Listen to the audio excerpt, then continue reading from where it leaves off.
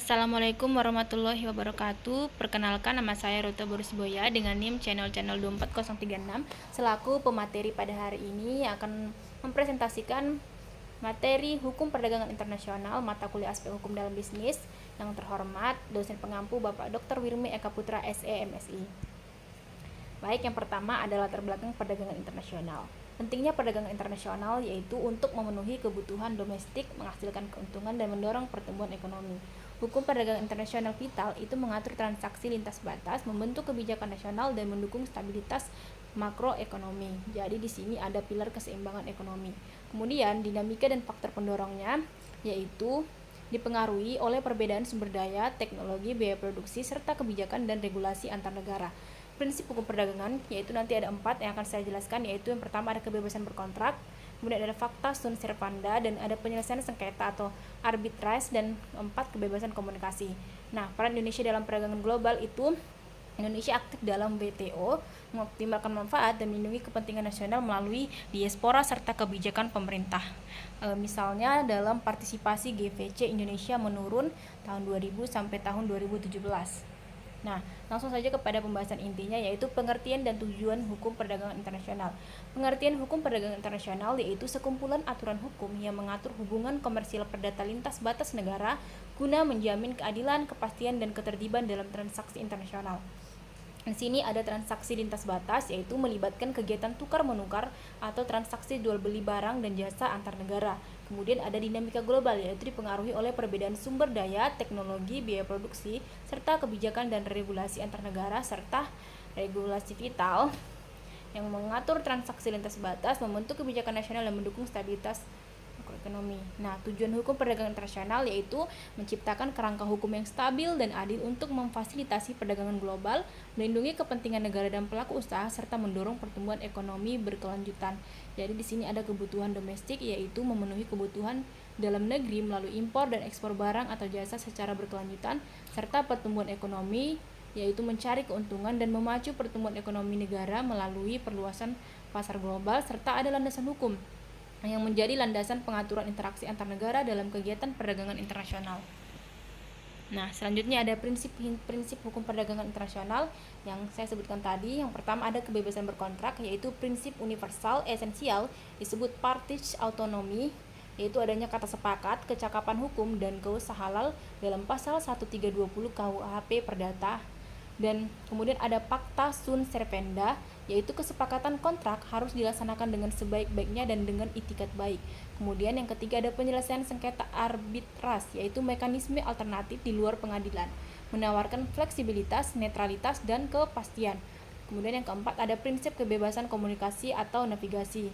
Yang pertama adanya akses yang sama dalam komunikasi, yaitu untuk menjamin semua pihak memiliki akses yang sama, yang setara dalam komunikasi untuk keperluan dagang, mencangkup kebebasan berkomunikasi melalui berbagai sarana, misalnya darat, laut, udara, dan elektronik. Kemudian relevansinya di era digital yaitu informasi menyebar sangat cepat, kemampuan mengakses, mengevaluasi, dan memanfaatkan informasi secara efektif sangat penting. Prinsip ini relevan mencangkup sarana elektronik, menekankan literasi digital sebagai kunci navigasi informasi modern. Nah, sumber hukum dan kebiasaan. Analisis sumber hukum. Di sini ada 5. Yang pertama ada perjanjian internasional, yaitu sumber hukum utama tertulis atau traktat atau konvensi yang mengikat negara-negara yang meratifikasinya. Kemudian ada kebiasaan internasional, yaitu norma hukum yang lahir dari praktek perdagangan yang dilakukan secara konsisten dan berulang. Kemudian unsur material, yaitu adanya pola perilaku atau praktek yang berlangsung lama dan bersifat umum atau usages. Kemudian yang keempat ada opini juris, yaitu unsur psikologis di mana pelaku meyakini bahwa praktek tersebut adalah kewajiban hukum yang mengikat. Kemudian ada prinsip hukum umum, yaitu asas-asas hukum yang diakui oleh bangsa-bangsa beradab untuk mengisi kekosongan hukum dalam sengketa. Nah, subjek dan organisasi yang terkaitnya yaitu ada subjek hukum perdagangan. Yang pertama ada negara sebagai regulator dan aktor berdaulat, kemudian ada organisasi internasional sebagai pengawas standar global, dan ada individu atau perusahaan itu sebagai pelaku utama transaksi komersial. Organisasi utamanya contohnya ada World Trade Organization atau WTO, dan UNCITRAL, ICC, dan UNSTAD berperan dalam harmonisasi hukum dagang Indonesia. Struktur kontrak dagang. Setiap kontrak perdagangan internasional wajib memuat elemen-elemen berikut untuk menjamin validitas hukum. Yang pertama adanya identitas, yaitu nama dan domisili hukum para pihak. Yang kedua ada objek, yaitu spesifikasi barang atau jasa yang diperdagangkan. Yang ketiga harga, yaitu nilai transaksi dan mata uang yang digunakan. Yang keempat adanya pembayaran, yaitu mekanisme seperti misalnya transfer dan jangka waktunya. Kemudian ada pengiriman, yaitu ketentuan logistik dan Incoterms. Bentuk transaksi dan pasar bebas, contohnya GVC yaitu Global Value Chain, yaitu dalam evaluasi perdagangan transisi dari perdagangan komoditas sederhana menuju partisipasi dalam rantai nilai global atau GFC tadi, dan integrasi pasar bebas regional. Jadi di sini ada ekspor dan impor langsung, barter dan imbal beli dan juga perjanjian perdagangan bebas atau FTA. Nah, hambatan perdagangan itu ada. Yang pertama ada hambatan tarif, yaitu penerapan biaya masuk yang tinggi untuk melindungi produk dalam negeri dari persaingan impor. Kemudian ada hambatan non tarif, yaitu kebijakan kuota, standar teknis yang ketat atau SPS TBT, dan prosedur administrasi yang rumit. Kemudian adanya regulasi domestik, yaitu persyaratan konten lokal dan penunjukan importir terdaftar yang membatasi akses pasar. Nah, mekanisme penyelesaian sengketa. Pertama ada litigasi vs arbitrase, yaitu sengketa dagang internasional jarang diselesaikan di pengadilan nasional karena alasan netralitas.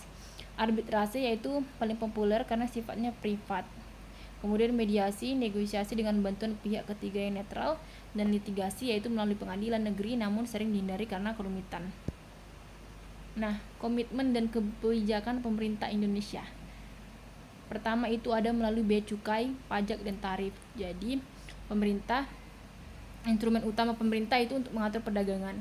Bea cukai itu fasilitator perdagangan, penyederhanaan regulasi, dan pajak atau tarif itu mengatur arus barang, melindungi industri domestik.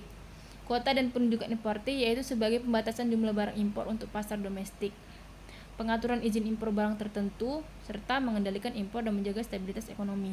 Nah, kebijakan substitusi impor yaitu strategi mengganti barang impor dengan produksi dalam negeri untuk mengurangi ketergantungan dan mendorong industrialisasi yang telah dilaksanakan sejak tahun 1970-an. Contohnya program 35% tahun 2022. Nah, dukungan dan intervensi, yang langkah antisipasinya yang pertama yaitu tentunya adanya seleksi ketat produk industri nasional, kemudian pencabutan pungutan retribusi yang memberatkan pelaku usaha daerah, serta pengetatan pemeriksaan barang masuk serta penyediaan akses pendanaan usaha bunga rendah.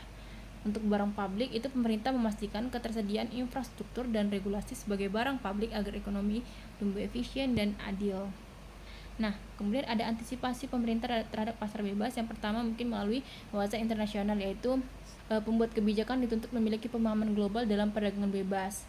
Kemudian ada adaptasi kedaulatan, yaitu harus bijak dan memahami perubahan substansial. Kemudian adanya keadilan perdagangan, yaitu penegakan hukum, dan ada mekanisme penyelesaian sengketa sebagai resolusi konflik. Nah, tujuan campur tangan pemerintah di sini yang pertama tentunya sebagai pengawasan dampak eksternalitas negatif, yaitu untuk mencegah atau meminimalkan akibat eksternal yang merugikan masyarakat. Kemudian penyediaan barang publik yang cukup, yaitu untuk memastikan ketersediaan barang publik agar masyarakat dapat mengaksesnya dengan mudah dan terjangkau. Dan ketiga sebagai pengawasan kegiatan perusahaan besar dan menjamin kesetaraan dan pertumbuhan ekonomi efisien untuk mendorong pertumbuhan ekonomi. Kesimpulannya, hukum perdagangan internasional berperan penting dalam mengatur hubungan dagang antar negara melalui prinsip kepastian hukum, keadilan, dan penyelesaian sengketa.